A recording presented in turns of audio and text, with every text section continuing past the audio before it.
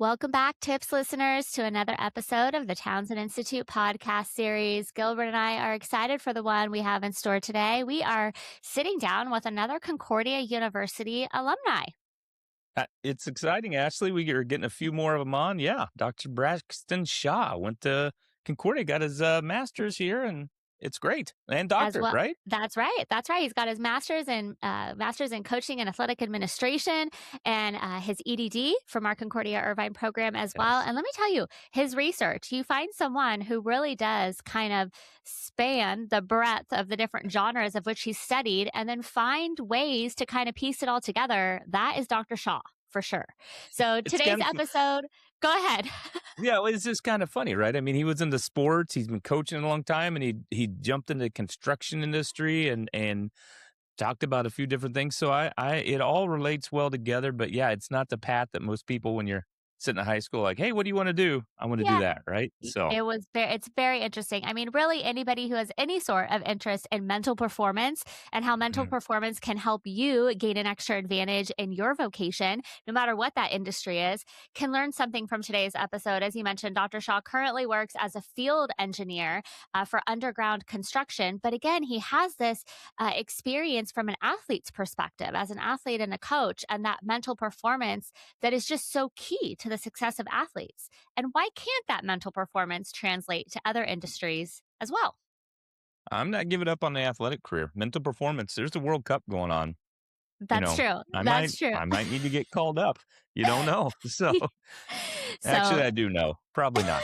So but he talks about a lot stacking positivity. I think another great key that I took away from, like, hey, a lot of times in life we're taking in some things that are negative and impacting our mental performance. Hey, let's stack some positivity, and it makes a big difference. So that's huge. He also talks a lot about just curiosity and questioning mhm. things, right? Digging deeper into the Yeah. why and how.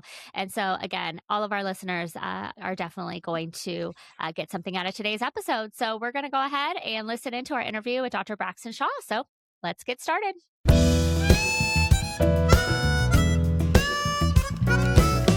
All right. Welcome, everyone, back to the Townsend Institute podcast series. We are excited to be joined here today by Concordia alum, Dr. Braxton Shaw. Welcome, Dr. Shaw. Good morning. Thank you for having me. Yeah, we're excited to have you here to hear a Yes. little bit about your research, your interests. We always love having Concordia alumni join us here on the podcast. So let's go ahead and get started. Can you share with us and with our listeners more about your educational and professional background and what it is you're doing with it now? Yeah, absolutely. Um, I guess to begin, before I don't want to go on a tangent, but I guess a little gratuity moment. I'm extremely grateful for where I'm at today, and it wouldn't be Mhm. possible without obviously Concordia, but my faith and my family. So I definitely want to give my flowers to all three. So, Mm. um, so with that being said, I started as a student athlete, and I played football and baseball all through high school, and I was fortunate enough to receive a scholarship to go on scholarship to continue my undergrad. Mm. I went out of state to the state of Kansas to a small university in the middle of nowhere. Oh, uh, wait, but I where at in Kansas? Braxton? Leavenworth went to the University of Leavenworth. St. Mary, so it was. Yeah, I'm from Kansas. So, Oh, yeah, the rule was, if your car wanted to break down, make sure you break down in front of the jail out there in Leavenworth. They come out to help right away, right? yeah, Because they absolutely, yeah, think you're picking up a prisoner. So, yeah, I always heard absolutely, that. absolutely. It was a weird dynamic in Leavenworth. It was either you were a college student, you either worked at the penitentiary as a CO, or you were on base. So it was Uh-huh. a weird mix. Very Yeah. Yeah, interesting. Yeah. yeah, Okay. yeah, very interesting. So, yeah, so I finished my undergrad. I double majored in psychology and sociology, and then I ended up with a minor in British literature, which Mm. don't ask me how that happened. What- Um, but we're grateful for that. A lot of Um, British people out in Leavenworth, I think. Yeah, that's a lot. That's a big hub for them. exactly, exactly.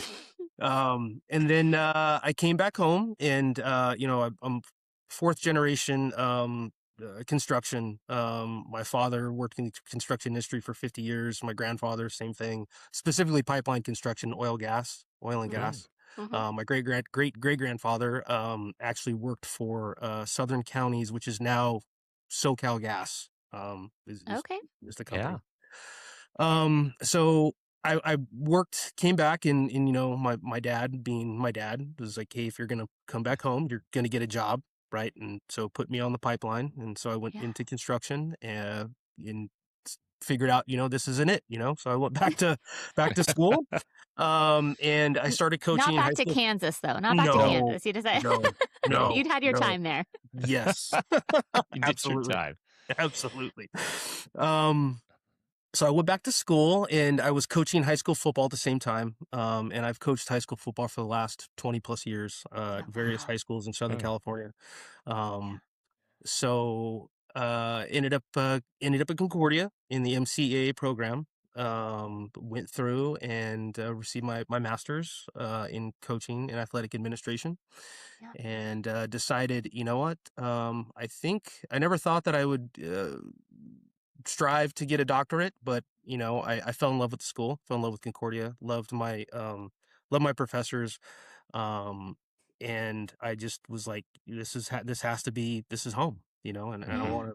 want to take it to where the fall off the rails, so There you go. jumped back into the program and fell in love with all of my professors in the EDD program. Shout out to Dr. Carge and Dr. Cynthia Stevens.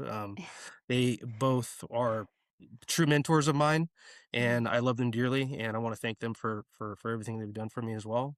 But throughout the program, I he come up with a research topic. I sat there and I thought for a good 2 months of like, Mm. what are my two variables? Mhm. What could possibly, influence the world? Where can I make an impact? And I looked internally into what I was doing with student athletes. Mm. So I pondered and I looked at, you know, we have athletes that are just, at the time I was coaching at a high school that was just plagued with, um, I would say academic issues, Mhm. Mhm. where, you look at student athletes and you're like, you're so great on the field, but how come Right. you can't get it done in the classroom? Right. Yep. So eligibility was a concern. And so I kind of set out on a path to kind of not solve, but kind of contribute and kind of in a roundabout way, investigate, what's Yeah. going on. So I went back to the MCA program during one of my courses in sports psychology, and we looked at psychological skills training. And Hmm. so I looked at that variable and how that could impact student athlete, or high school student athlete, academic achievement, their performance, and overall character development. So I structured my research study, looked at four different school districts within Southern California, included uh, 15 different high schools, and included Mm. 3,000 student athletes. Wow. It was a mixed method study that blended a quantitative survey, and then also qualitative interviews. Mhm. And I never thought that I'd find anything worth value. Mhm. It was a shot in the dark. I Yeah. definitely wanted to contribute to the field. Um, but the data, upon analyzing my data, I came back with just an overwhelming, it was very rich. I mean, that's the best way I could explain it. There's a breadth of data, of significant data. Mhm. Matter of fact, I still am sitting on a mound of significant data that I could probably write about for the next decade. That's So, great.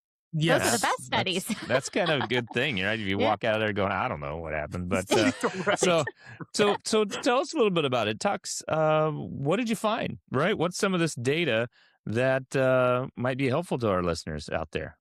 So, I guess, before I guess, answer the question, better define what PST, or psychological skills training, is. Yeah. Sure. Um, it's basically mental conditioning, in a roundabout Mm. way. So you sit there and we focus more on the physicality of sports or performance in a roundabout Mhm. way, of conditioning the body. Right. But what do we do for the mind? Right. And so Mm. psychological skills training is broken up into therapeutic techniques, that's derived from cognitive behavioral therapy. and cognitive behavioral theory, actually, from Aaron Beck. Mhm. And there's 4 foundational principles. Goal setting is one. Another is stress management, or arousal control is another way it's stated. Mhm. Um, Also self-talk and visualization. So those are the 4 pillars. And again, you, if if you sit down with a performance psychologist, they could probably add attentional control, also imagery, which is another form of visualization. Mhm. So, going back to my study and the data, I would say the biggest aha moment was these student athletes Mhm. acknowledged that they were using PST on the field. They acknowledged that. Right. But what they didn't realize is that they were also using it in the classroom Hmm. unknowing Mm. that they're, and Hmm. at that point, here, no point intended, but um, I coined the term transference, that there's transferability. Just because PST for the longest time has been considered niche and unique to the world of sports, here's the crossover and there's the gap. So there is a space for PST in academics. And then to push it even further, I started postulating, well, if there's a place for the academics, anywhere there's performance based frameworks, like in industry, um, not only in education, but in industry, in the medical field, possibly, where we need to train the mind to perform at an optimal level or peak Mm. performance.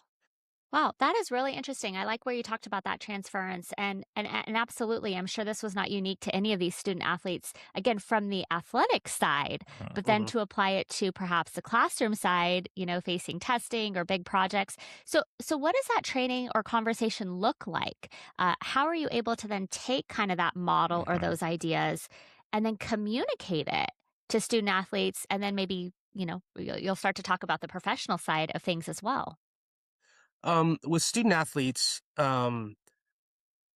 just like with any, and I don't like use the word therapy, but in a roundabout way, it's almost an intervention, right? Hmm. And because it's very therapeutic.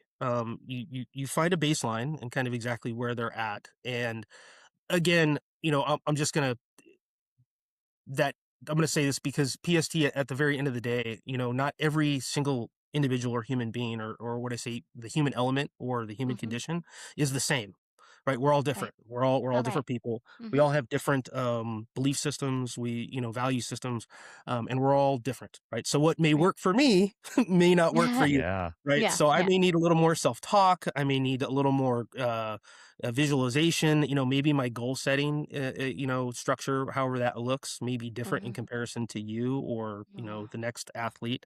So sitting down and really understanding exactly where that athlete is and Mhm. where that individual is, or group or team.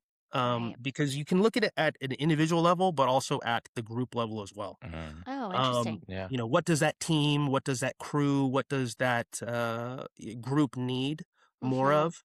And but in order to understand that, you really have to get down to the nitty gritty, to the Right. Yeah. baseline. What understand and meet that person or that group or that team halfway. Well, and I think about it, some of these athletes, right? I mean, they maybe they had some kind of self-limiting beliefs. They say, well, you're fast or you can jump high or whatever, but you're not any good at school, right? Or you're not good at math or science. And so to kind of I like this training that you do to kind of help them realize, no, you can transfer. You do have some skills. Maybe you're not great at it yet, or maybe you start out a little slow. I always say this with like my family, the Fugits, right? We need a long runway. We're not going to automatically walk out there and be the star at anything, but it takes us a while and maybe we'll Right. figure it out. So, um, okay. So you wrote this book, right? Called Coalescence, Yes. where you look at integrating performance psychology and education, all these great things. What's it look like? You got this within social emotional learning frameworks. How does this all play together and come out in your book? So I guess so my very first published work was transference, and that was basically based off of my research study.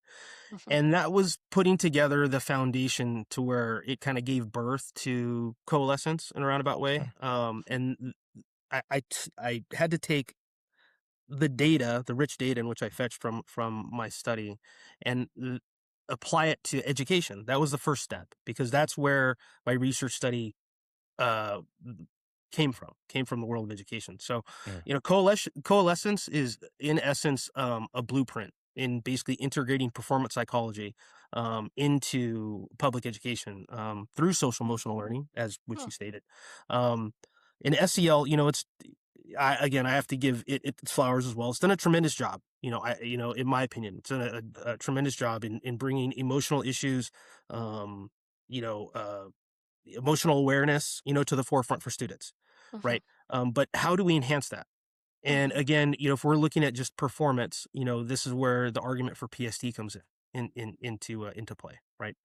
Um, I I think that we can take SEL from basic awareness Mhm. to polished performance. Was my Mhm. framework. Mm. Was the lens in which I'm looking at refining and optimizing SEL. It's the missing piece. It complements SEL. I think it's urgent because I think that young people, and I really don't want to. I mean, this is another conversation for another time. But the Mhm. post-COVID debate, right? Oh Where yeah. are with young people post-COVID? I think the jury is still out. I know some research studies have shown, you know, uh, increased social anxiety. We don't know. We have no idea if we're going to see increased rates of absenteeism when it comes to if students are going into college, high risk or high percentage of joblessness. Mhm. I mean, the jury's still out, right? So this is where I think that PST can help, with what I say, the human condition, right? With the human Mhm. mind, with kind of making up what post-COVID has done to students. Because right now, I teach at another university. I teach out of a psychology department. I see it with my students. I see Mhm. the hesitance of engagement.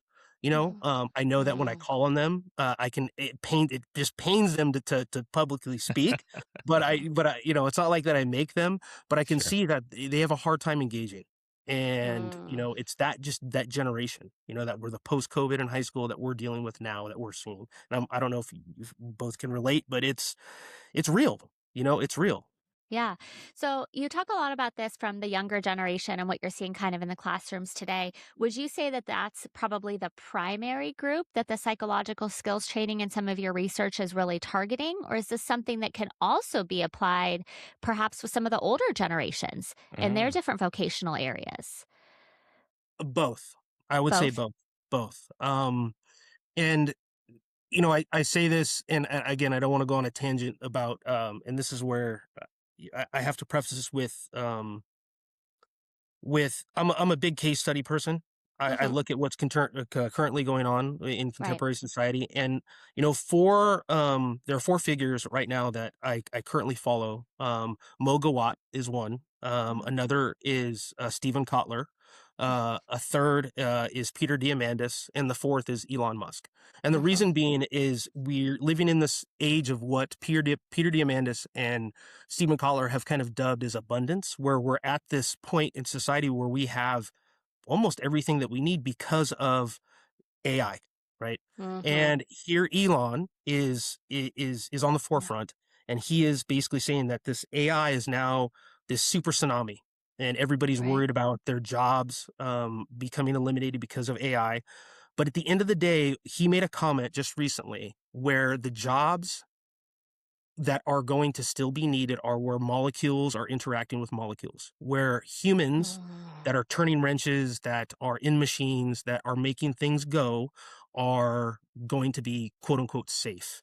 And if that is true, what powers these machines again is the human element. And even at a smaller level is the human mind. And Mm. without psychological skills training and without the conditioning of the human mind, that performance that is included within the molecules, turning molecules, the wrenches turning, Yeah. nuts and bolts, and operators in machines that are moving the steel, right?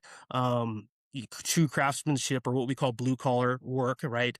I think we're kind of doomed.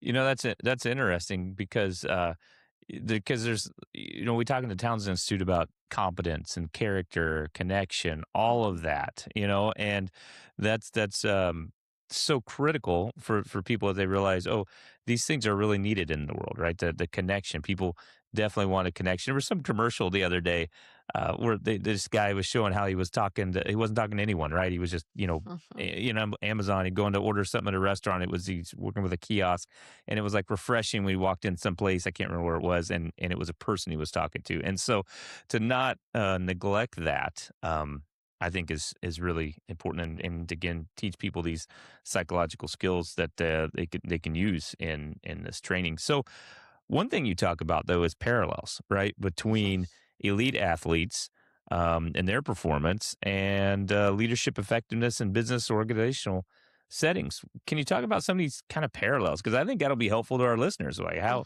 does this all relate? How do we make this work? Yeah, for those of us who's our athletic, we've retired from our athletic prowess. But now, how do we transfer this? I don't know. Ashley, maybe if we get some of these skills down, we're making a there's comeback. Still a chance. LA 28. Well, LA 20. We'll have one of those like things like Michael Jordan, right? Like I'm back. A little comeback. So I don't know. Absolutely. I've no pressure though. But hoping to have that press conference later on today. So I'm behind you. We need your help, Dr. Shaw. You gotta resurrect our careers here. So absolutely. Well, yes. So, I haven't always, but just, through my work, I've argued that, it doesn't matter the environment. It doesn't matter the individual, the stimulus or the stimuli is the same. So stress is stress, anxiety is anxiety, fear is fear, doubt is doubt, right? And it occurs anywhere. Now the triggers may may differentiate, between the environments, but how we react is the same. And, again, I think this opens up the place at the table for neuroscience. Just recently, or not recently, but within the last, I would say, 10 to 20 years, the advancement in biotech, where we can actually see what's going on within our brains when we're experiencing doubt, fear, right? Like, for example, if you're Patrick Mahomes and you have the ball at the 5-yard line and you have to make a 95-yard march to score in order to win the game, anxiety's through the roof. You would think that your anxiety's through the roof, right? Stress is through the roof, right? But also you have an operator that's sitting in a 5-ton excavator that is making a critical lift for a piece of a tie-in for critical infrastructure. The stress is almost the same thing as if you were to compare a individual giving a speech in front of a crowd. The anxiety, the fear, the doubt, the way in which we experience that is exactly the same. The cognitive signatures are exactly the same. So how we respond, and how we manage that is in very important. And again, this is where PST comes into play. How we manage our stress, how we manage our fear, how we manage our doubt. One thing that I've really fell in love with, and I've developed an affinity for, is neuroscience, but also flow science, which the godfather of flow science, Mihai Csikszentmihalyi, he was actually now that's impressive. You got his last name right. Yeah, that's that causes anxiety when I need to pronounce that. So yeah. He's one of my heroes. Him, William James, and then Stephen Collar is definitely somebody that I follow very closely, and I like to say I parallel my work parallels his in a roundabout way. But they have the flow cycle, and then obviously the flow channel, which sits between boredom and anxiety. Right, too much, you're over the ledge. Too little, you're not very excited. But right in the middle, flow is what we call peak performance. Right, that flow state. Right. Yeah. And that is ultimately what we're trying to achieve as performers in any environment, right? And I think PST is that missing piece that fills that gap, right? That pushes self-esteem, fosters self-esteem. The self-esteem plays into developing confidence. The confidence pushes us into taking risks and challenges. The risks and challenges then increase focus, and then we know that flow follows focus, and that's ultimately peak performance. So, wow, that's really interesting. I'm going to glance over the Patrick Mahomes reference here. As you got a big smile over Gilbert and Well, his. He was trying to find a way to make an NFL joke there, but I'm going to cut him off before. But Ashlie, do you think about it? I think if he's playing the Raiders, he's got to make it. I think his heartbeat goes down. Lower. Yeah, than if he's playing a different player. Yeah. I don't know. Yeah. Maybe not.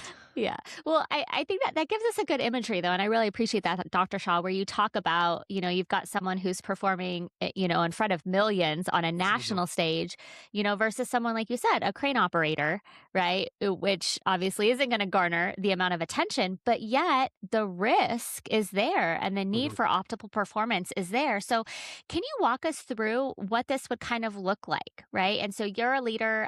You coined the term construction performance psychology, CPP, that need for high risk, high performance industry. So let's just give an example of, say you're a leader in a particular construction company, and you've got someone who you feel really needs, this psychological skills training. How would you work with them? What does that development look like? And then what does that look like when you're on the job site? And you've got, millions of dollars worth of time, equipment, and manpower that's there. Maybe a story or an example of how this has played out. Mm-hmm. So I would probably have to begin with the culture. It's more of a cultural cultural issue, but also, construction is a high performing environment. I mean, it's a high performing industry, and it's one of the industries that's kind of been mulled over and kind of neglected for a very long time. I mean, immediately when you think of a high performance environment, your mind goes to sports, your mind probably goes to law enforcement, first responders, military, right? But I think construction has kind of taken a back seat to that, and if you really think about the importance of industry, right? It powers what we do, right? I mean, it's powering what we're doing right now. And, I think that, I look at it in three different boxes, and I don't want to box what I'm about to talk about, but we look at safety in construction, we look at performance, and then we also look at mental health, right? And all three are extremely important, right? I think some of the statistics that I just recently looked at when it comes to just mental health in general, I mean, we're losing 4 construction workers a day to suicide. And really, yes, wow. and that's worldwide, and and that's just not acceptable. In comparison to law enforcement statistic or first responder statistics, and also the statistics surrounding military. They're all within the same framework, right? And again, I don't want to champion PST as a solve all, but I do think that it can contribute and kind of enhance what we're trying to do in the mental health space. I mean, again, I go back to the culture within industry, right? With blue collar workers, right? I mean, within the last, there's still that stigma to talk about our feelings, right? To come forward to say, hey, I need help, right? And, we talk about accountability and responsibility, but it's a cultural change, and as leaders within industry and leaders within companies, I don't want to say that we need to develop safe spaces, but at the same time that it's okay, right? We do have resources And I know that I'm just talking about mental health right now, but it's very important. I think that, in the industry, the best that we've done so far is basically give, construction workers a number saying, hey, if you feel like hurting yourself or you feel like, you don't feel right, here's a number that you can call. And then the next step that we've taken in industry is, hey, look, we'll add a couple hours to your insurance, right? To where if you need to go talk to a specialist or a therapist, you can do that, through your insurance, and we'll pay for that. But that's more reactive than anything else. I think that, obviously I've always said tragedy dictates policy. So when something happens, we always look Right. back and say, hey, look, we knew this person was kind of off. We saw something, but did you do something about it? Right. Right. And we're always reactive. And so here within what I've dubbed as construction performance psychology, the mental health piece, or the mental health jar, it takes a proactive stance that we're actively doing something about it, right? And we're going to procure the mind and make sure that the mind is taken care of before the work actually gets done, right? And we're actually taking a stance and we're taking care of our people that power the machines, right? That turn the wrenches, right? That are extremely important, right? But from a performance standpoint as well, it increases performance. PST increases performance. I mean, the data shows that. And then from a safety standpoint within construction, most safety protocols and programs are centered around the physical controls, right? We don't look at the mental side or the psychological piece, where we're protecting the minds that, again, power the machines, that turn the wrenches, that use the hammers, right? So it's very complementary, but I call it a ecosystem, a safety ecosystem. Now we have the physical controls, and now we have the mental control piece, right? Okay. But again, it's a cultural issue, and then it also starts at the top. When we talk about leadership, leadership has to believe, leadership has to have the buy-in, leadership has to understand exactly, not so much the ROI, but Yeah. what is the global impact that can have not only on my organization, but on my human capital, on my people. Yeah. How is that going to impact my people, right? So Well, that, you think about that, the human capital, the people. And for our listeners here, what can they start doing, right, to implement some of these mental skills immediately in their daily lives? What would you say? Hey, here's 2 or 3 things that you do this, start doing some of these things, and it's going to have an impact. Well, number one, I mean, gratitude.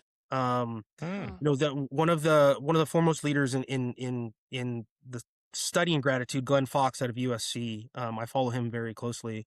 Um, there's a reason why gratitude and affirmations, where gratitude works and affirmations, they do work, but not as much as gratitude. The reason being is because we're hardwired for negative things, right? We have the RAS, the reticular activating system, which is basically a part of our neurochemistry.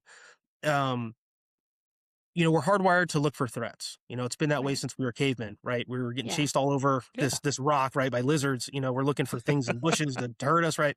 But we're not hardwired for positivity. So, Mm, when we express something that we're grateful for, it comes from inside. It's internal, right? And it's not something that's come from the external space where people are telling us, hey, you're great, you're doing great, you're awesome. Like, that's great, that's awesome that you're being acknowledged for your performance Right. or whatever you're doing. But you have like a built-in lie detector system in your yeah. brain, right? So Yeah. whether or not that's truthful or not, right? But when you express gratitude, that's really coming from you. That's stuff that you're really grateful for. And we Right. know that, current research has shown that really increases neuroplasticity. We're creating new gray matter, new neurons, right? That's great for your brain health. So gratitude, a daily gratitude practice is number one, I would say. Okay. 2, breath work. Mm, Learning different types of breath work. Wim Hof, is a pioneer in breath work. They call him the Iceman. He's a, obviously he's what a crazy. great nickname. I That think is if I pretty was good. going to be, the Iceman.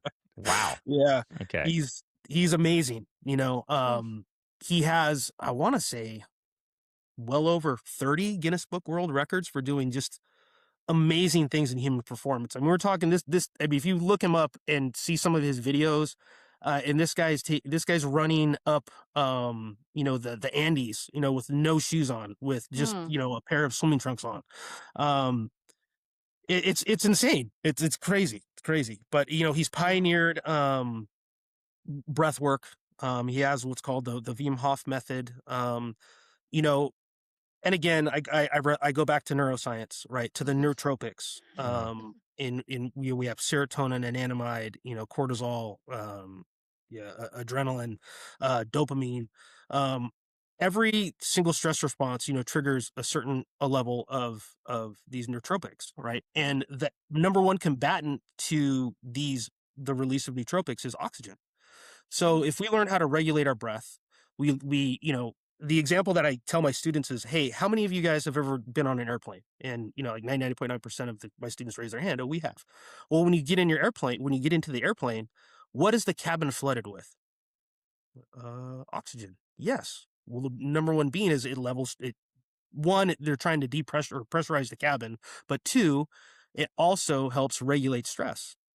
When you have a flood of oxygen into your system, same thing if you go to the hospital and they put the nose pillows underneath your nose, they're trying to flood your body with oxygen. It's trying to combat the stress response to your body, right? And regulate the response of the nootropics.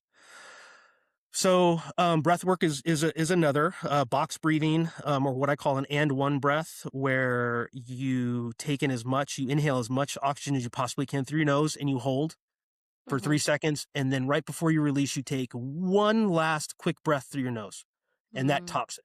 And then you have an instant release of breath. And what that does is it resets your baseline, your stress baseline.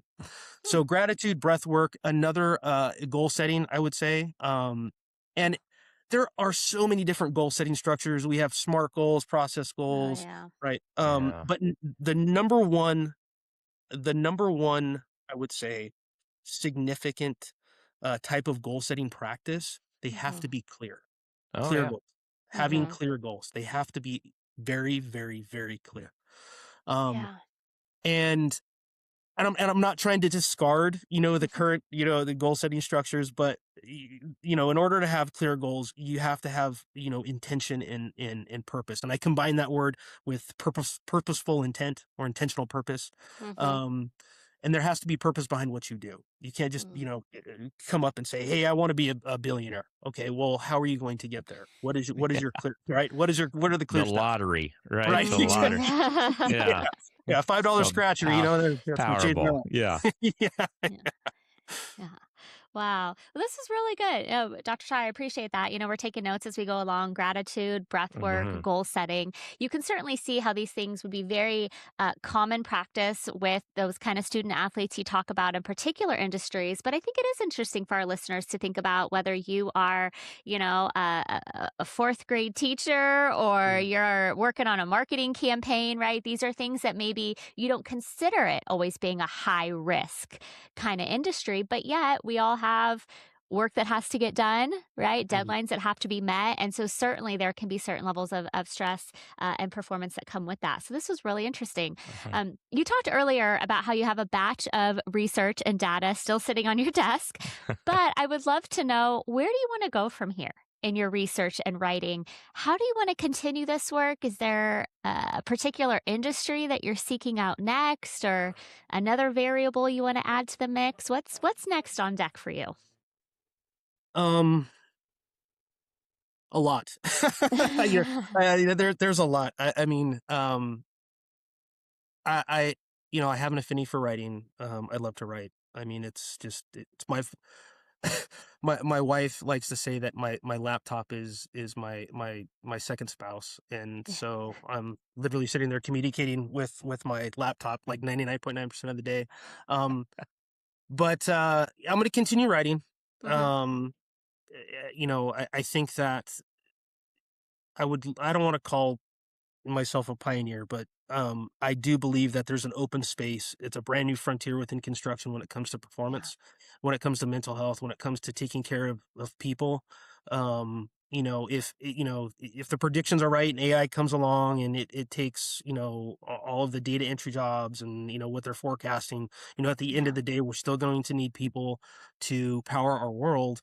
And Right. if we don't take care of those people, especially, the human condition, the human element, within those industries, then, I think we're in trouble. We Right. can't neglect that anymore.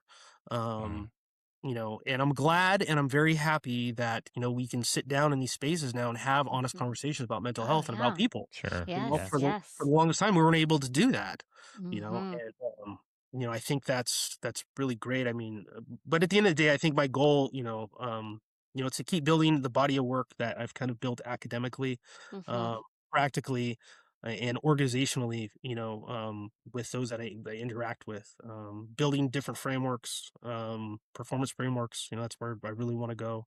But I really want to push construction performance psychology. Yeah. I think it's going to be an emerging new field. It's like Yeah. we have one for sports psychology. Why not construction? Construction. I It's like it. great. I think Right. it's good. Well, so Dr. Shaw, we end all our episodes with a takeaway tip, right? So you've given us a lot of things to think about. What would you like our to leave with our listeners today? What do you want them to walk away with? They go, oh yeah, I can really hang on to this. Um. hmm. Well, 5 points.